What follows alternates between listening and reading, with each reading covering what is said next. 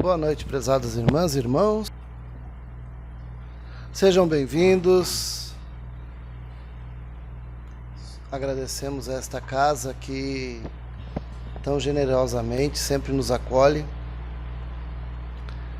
que está de pé, apesar de todos os infortúnios, né? De todas as ameaças que o nosso estado de coisas vem sofrendo aí nesses últimos dias. Estamos aqui, estamos de pé, nossa casa está aberta para nos acolher. E como é importante que nós tenhamos um local para fazermos algumas reflexões, para podermos aurir novas energias. Então sejamos gratos ao plano espiritual que nos propicia esse recanto. E obviamente somos gratos aos irmãos que fazem companhia a nós nessa noite. Então vamos fazer a nossa prece, agradecendo a esse Pai maravilhoso, Criador, ao Mestre Jesus e a todo o plano espiritual que, sob seu comando, nos tem ajudado ao longo das eras e que com certeza continuará nos ajudando nas eras por vir. Sabemos, Senhor, que não nos deixas desamparados um segundo sequer e que a Ti sempre podemos recorrer, pois que és o sol bendito de nossas vidas.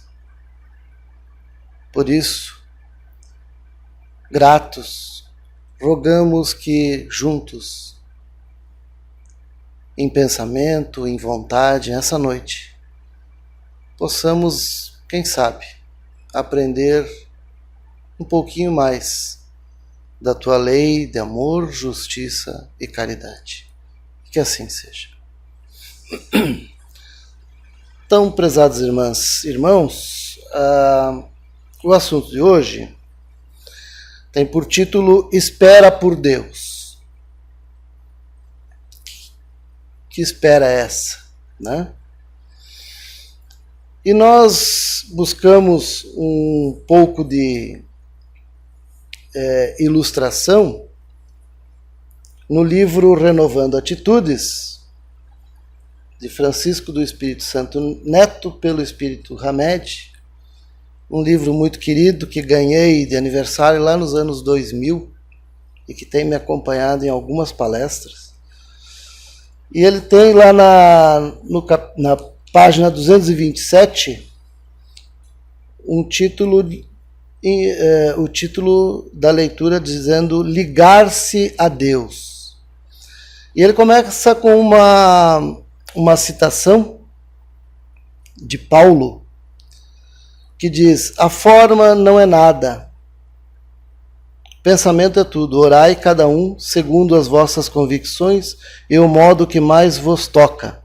Um bom pensamento vale mais do que numerosas palavras estranhas ao coração.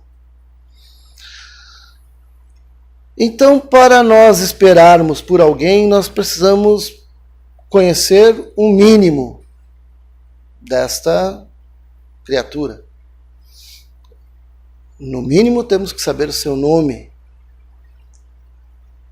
a que vem. Se estamos esperando por alguém, temos que saber a que vem, né? Mas quanto mais soubermos, melhor, mais confortáveis, mais tranquilos nos encontraremos, porque estaremos em um terreno menos desconhecido. Como é difícil esperarmos por alguém que não temos a mínima ideia de quem seja, né? Como todo desconhecido, isso nos traz um certo incômodo. Então, se vamos esperar por Deus, temos que conhecer minimamente sobre Deus. E na pergunta número 1 do Livro dos Espíritos, ele começa com a seguinte pergunta, Allan Kardec para os espíritos: superiores. Que é Deus? Notemos, não é quem é Deus. Que é Deus? E eles respondem: Deus é a causa primeira de todas as coisas, inteligência suprema. Então, Deus existe antes do que qualquer outra coisa pudesse existir, porque Ele é o Criador. E Ele é a inteligência suprema do universo. E aí começa a ficar complicado, né? Porque a gente não consegue entender a dinâmica, a grandiosidade, não consegue sequer imaginar essa entidade que tem seus atributos que nós, no estágio evolutivo que nos encontramos, conseguimos parcamente entender.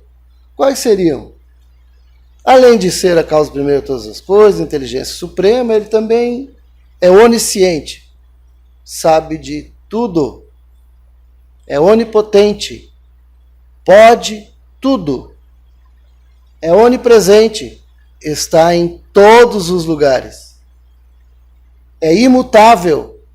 Deus não se irrita, Deus não tem ira, Deus não se alegra, Deus não se entristece, porque Ele é imutável, Ele não muda o seu estado de ser. Ele é imaterial, pois que se fosse material, teria que ter sido criado por alguém. Se Ele é o criador de tudo, Ele não pode ser material. E também, se Ele fosse material, não poderia estar em todos os lugares, né? E é eternamente justo e bom. Então, esses são alguns caracteres da divindade. Então, quando nós começamos a pensar dessa forma, que Deus está em tudo, em todos os lugares, que Ele sabe de tudo, que Ele não se irrita, Ele não se entristece, Ele não se envaidece, Ele não se decepciona conosco, porque Ele não espera de nós nada mais do que nós podemos dar. Ele não tem expectativas além da nossa conta, além da nossa capacidade, pois Ele que nos fez. Quando nós criamos algo, nós fazemos algo, a gente sabe o que a gente fez e a gente sabe o que esperar daquilo, né? Se a gente faz um banquinho, a gente sabe que madeira usou, como construiu, a gente sabe se pode colocar um determinado peso em cima ou não, a gente fez. Imaginem Deus, se Ele não sabe quais são as nossas potencialidades, quais são os nossos pontos fracos, nossos defeitos, né? Então, Deus, que nós esperamos, é tudo isso. E muito mais que a gente ainda não tem capacidade de entender. Já é difícil entender esse pouco aqui. Então, se Deus está em todos os lugares, aonde nós o encontramos?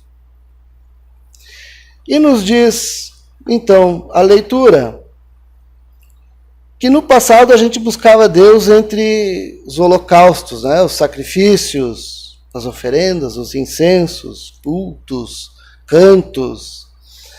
Era necessária uma representação semimaterial, apropriada ao nosso estado de adiantamento e à nossa capacidade de entendimento espiritual, né? Quem nunca, né, imaginou Deus como um velhinho de barba, cabelo branco, né? Desde os velhos tempos de monoteísmo do grande Amenhotep IV, ou Akenaton, o iluminado Moisés, até as numerosas e antigas religiões politeístas, como os hindus, os egípcios, os babilônicos, os germanos, os gregos, os romanos, a criatura humana atravessou uma longa fase de amadurecimento espiritual. Atualmente, as nossas relações com a divindade têm caráter introspectivo.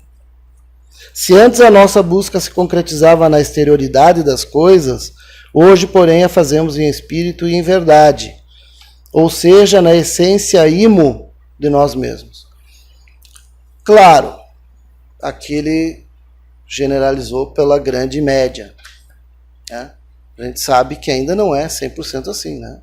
A gente ainda vê oferendas, né?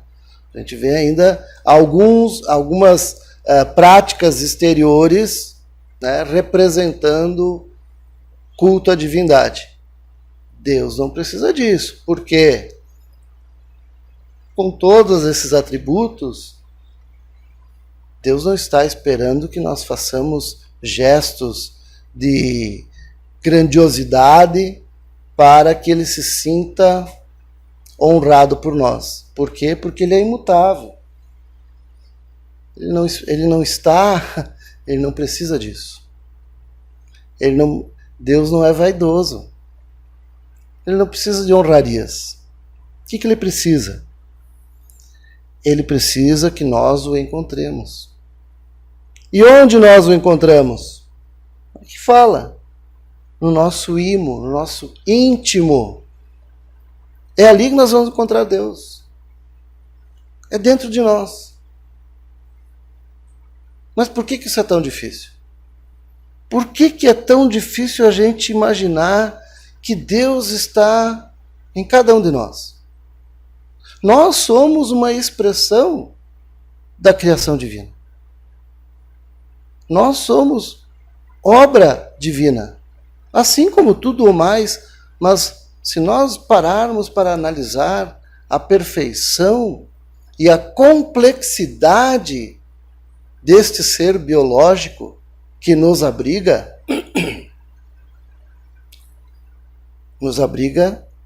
nós, espíritos. Nós, espíritos, nos abrigamos aqui na Terra nesse corpo biológico. Então, se nós analisarmos esse corpo biológico e olharmos a complexidade e a perfeição com que ele trabalha, nós vamos entender a magnitude de quem a criou. É o banquinho. Imagine um banquinho que dá para colocar uma pessoa de 100 quilos em cima e ele não quebra. Quem fez é um bom artífice. Então, o que falar de nosso corpo que aguenta exageros nossos, os mais variados, todos os dias? É claro que tudo tem um limite, né? E às vezes a gente passa do ponto e aí dá defeito. Mas aí não é Deus, não. Deus não tem nada a ver com isso. Ah, Deus quis assim. Não. Pare e analisa que você exagerou. Que você forçou a barra. Né? Se Ele está em nós, o quanto nós conhecemos de nós mesmos?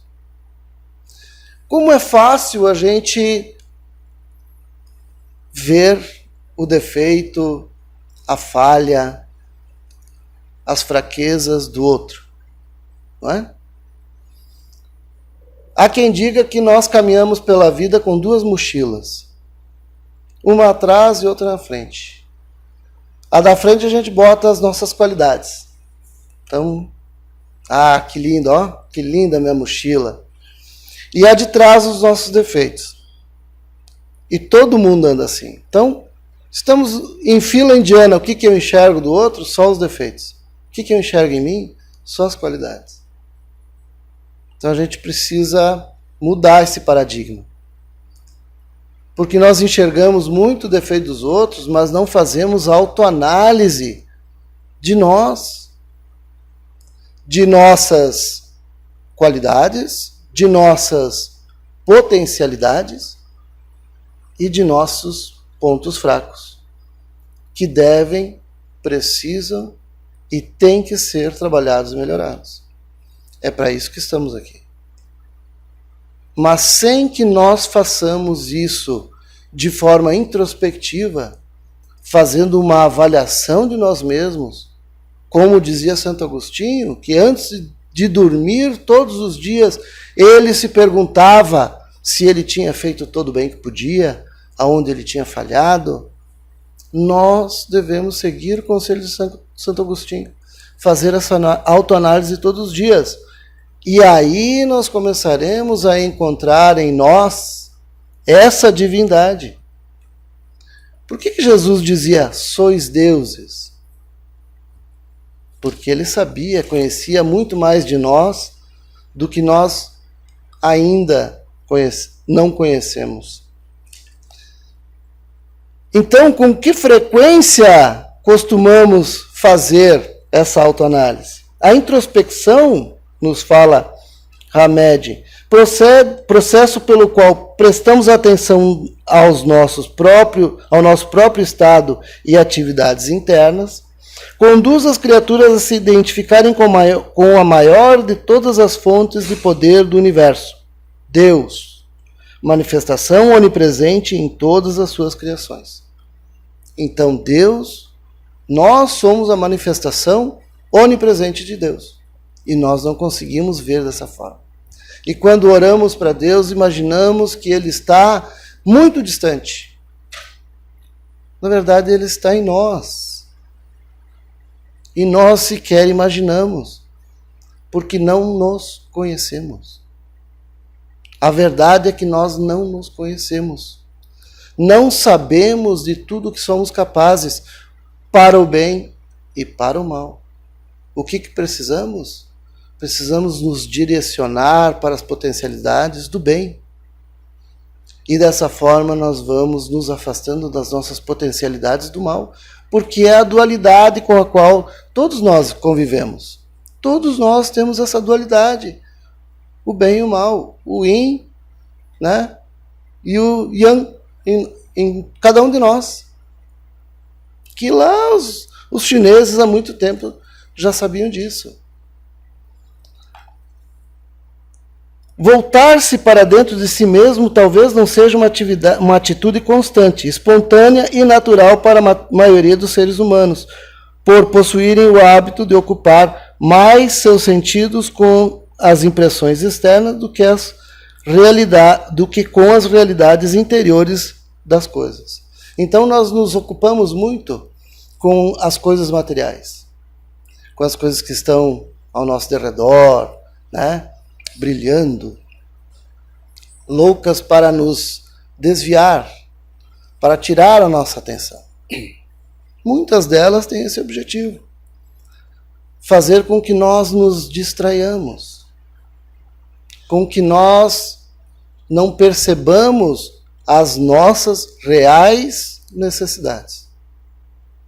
Ou nós não pensamos ainda, não imaginamos, não chegamos à conclusão de que muitas das necessidades que nós adotamos como sendo nossas, não são necessidades nossas. São necessidades que a sociedade escolheu para nós. Que a sociedade fez com que nós acreditássemos que precisamos daquilo.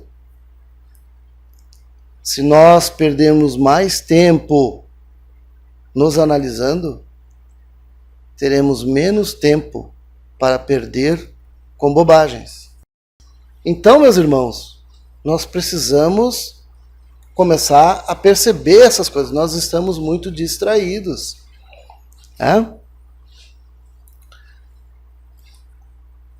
De que forma estamos sendo influenciados pelos estímulos exteriores? Nós temos que fazer essa pergunta hoje muito mais do que em um passado não tão distante. Porque nós estamos muito influenciados por N supérfluos que estão aí ao nosso redor e estamos perdendo o foco de nós mesmos, de nossa família, do convívio com essas pessoas. Estamos perdendo tempo de educar melhor nossos filhos, de conviver mais com eles, de conviver mais com nossos pais idosos. E aí chega o dia em que a vida nos retira. E o que sobra? O que sobra quando a vida nos retira aqueles que amamos, mas que não dispensamos o tempo que seria vital para nós? Porque perdemos tempo com bobagens, nos deixamos distrair. Qual a criança que sai com o dinheiro para ir fazer suas compras que a mãe pediu lá no mercadinho e passa na frente de um parque de diversões e ali para e fica maravilhada, se perde no tempo e quando vê o mercado fechou e volta para casa de mãos vazias. E a mãe lhe pergunta, mas o que tu ficou fazendo esse tempo todo? Eu me distraí. Nós estamos nos deixando distrair por esse parque de diversões. E não estamos dando atenção para coisas muito importantes. Que parecia que a pandemia ia nos dar uma chacoalhada e iríamos despertar. E parece que foi até pior.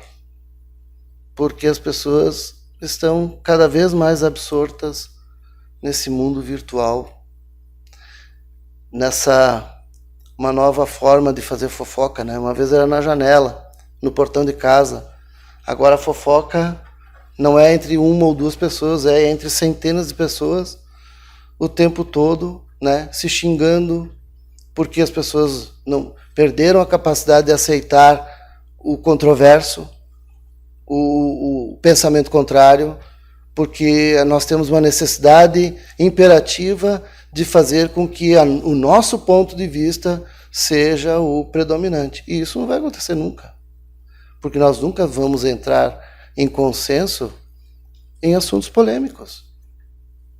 O ser humano não consegue ainda entrar em consenso em assuntos polêmicos, porque cada um vai querer fazer prevalecer o seu ponto de vista. Então, a melhor coisa que nós temos a fazer, não discutir. Se ocupe com outras coisas. Uma boa leitura, com uma autoanálise, lá meia horinha, pensando como foi meu dia, como eu resolvi, como eu lidei com aquela situação, como eu poderia ter lidado, as consequências, os desdobramentos. E aí, em vez de ficar se culpando, corrigir a rota para não errar novamente. E o que a gente faz? A gente comete os mesmos erros porque a gente não faz essa análise. Essa análise de causa-raiz, que quem trabalha no mundo corporativo sabe, fazer uma análise de causa-raiz, aonde isso deu errado, aonde foi que eu errei. Vai voltando no tempo.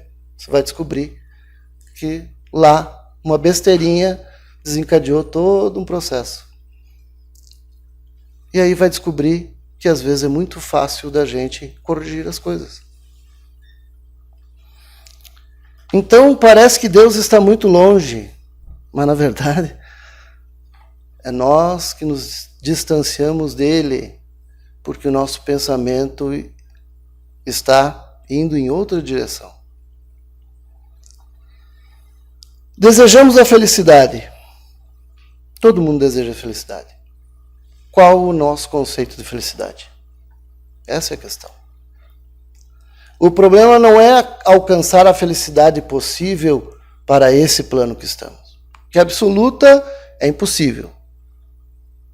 A felicidade absoluta nesse planeta, nesse plano, nesse ponto evolutivo que nós nos encontramos, ela é impossível.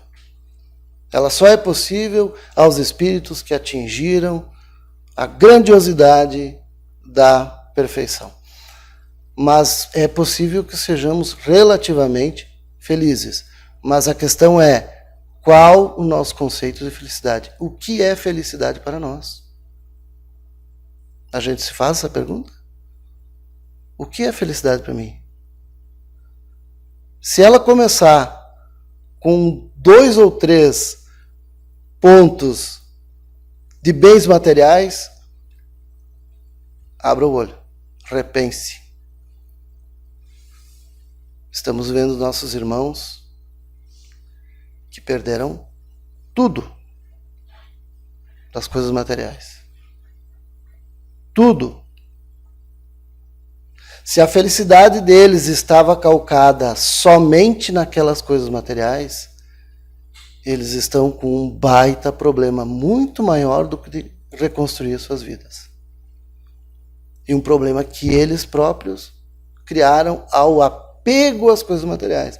É por isso que Jesus pregava tanto o desapego às coisas materiais. Ele não carregava consigo pela estrada nada de que ele não precisasse. E instruiu os seus apóstolos a fazerem o mesmo. O que é felicidade para nós? É nossa família? É o nosso aprimoramento moral, intelectual? É sentir-se bem com o corpo, com o espírito? É ter fé, ter a certeza de que nós não estamos desamparados?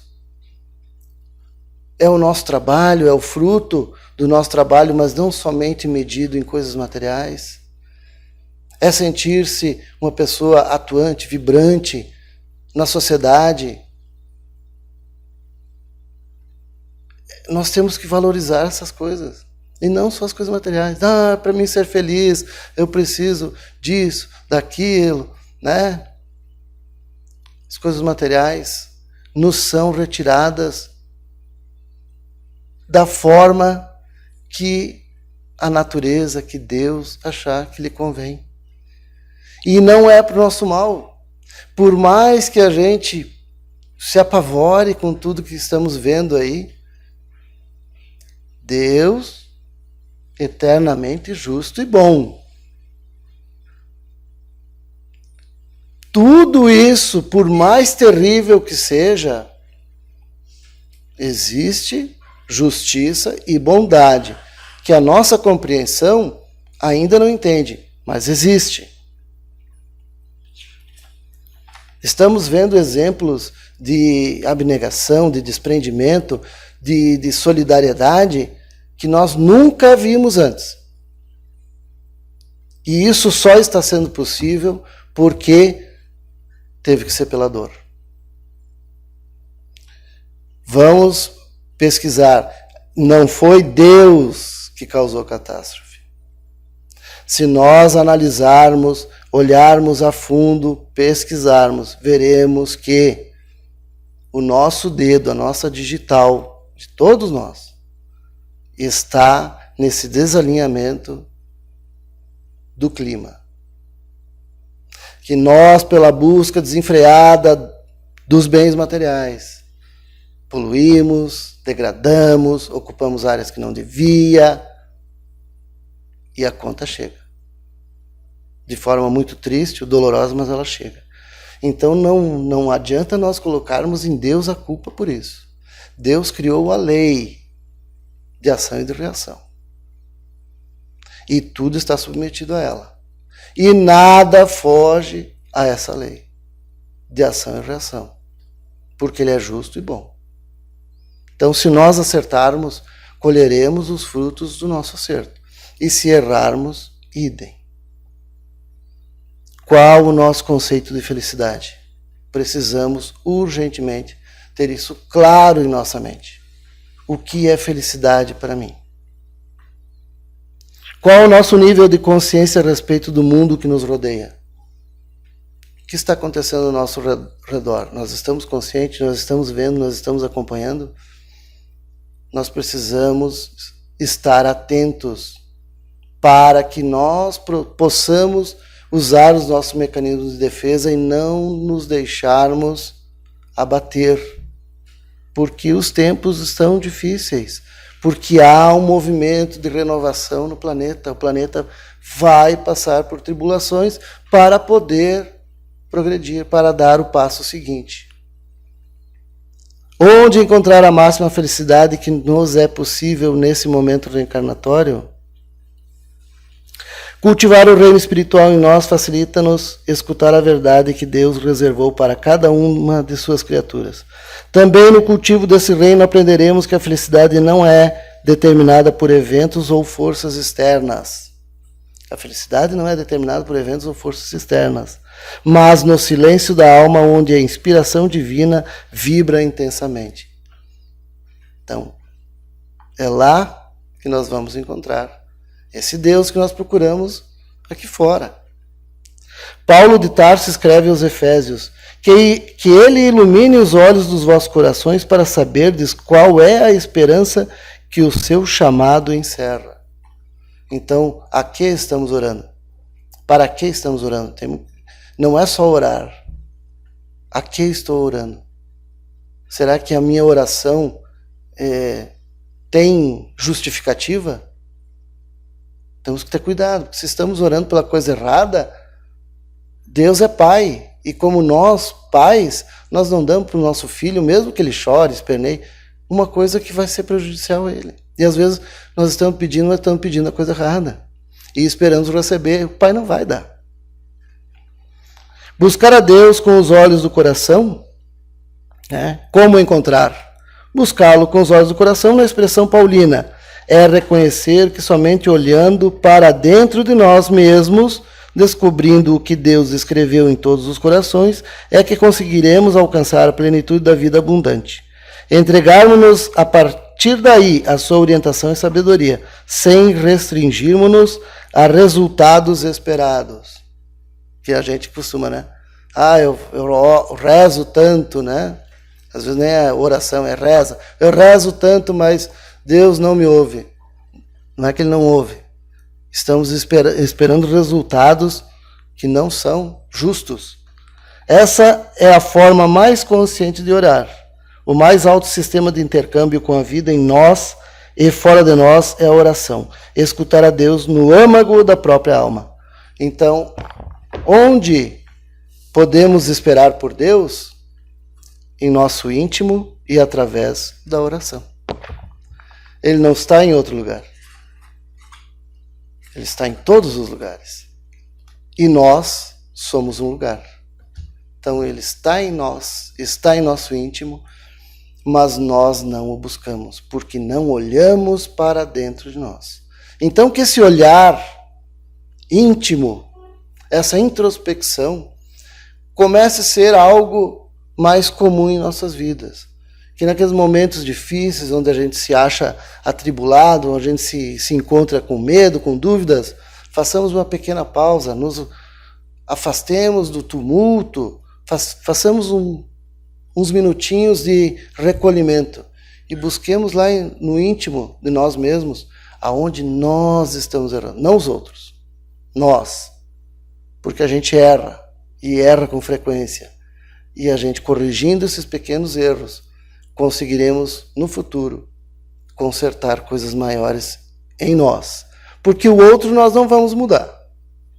O outro, cabe a ele mudar. Mas podemos mudar a nós mesmos. E aí, quem sabe, inspirar outros a fazerem o mesmo.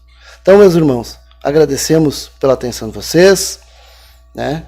E que Deus possa, em sua infinita misericórdia e bondade, fazer com que nós nos aproximemos de nós mesmos. E assim encontraremos ao nosso amado, querido Pai Criador. Então convido os irmãos médiuns para a nossa prece final e também para a nossa fluidoterapia. Convido os irmãos a cerrar levemente os olhos e vamos nesse instante mentalizar os nossos lares, pedindo à espiritualidade que também lá possa irradiar as luzes benditas de amor, de paz, que nesse instante são dispensados a nós pela espiritualidade, para que todos que conosco convivam possam também beneficiar-se dessa energia tão maravilhosa que o plano espiritual traz para cada um de nós, que acalma, que nos dá novas perspectivas e que faz com que nossa semana termine de forma branda. Então, Senhor, nós te agradecemos ao Mestre Jesus, à espiritualidade amiga, agradecemos por esta semana, por tudo que vivemos, por tudo que aprendemos.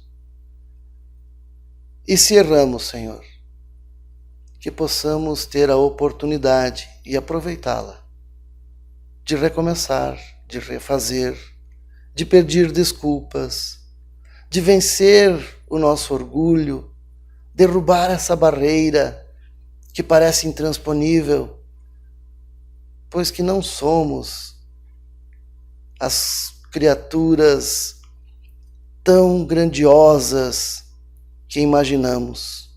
Ainda não. Só o seremos quando nós nos fizermos o menor entre todos, como nos aconselhava o Mestre. É vencendo o nosso orgulho, a nossa vaidade, pedindo desculpas, reconhecendo o erro, que nós nos faremos maiores. Então, Pai, que possamos levar conosco a Tua luz, o Teu amor, a Tua bênção, e que ela nos sirva de inspiração para dias melhores, para seres melhores. Assim, que possa nos envolver em Tua paz e nos acompanhar no retorno aos nossos destinos. E que assim seja.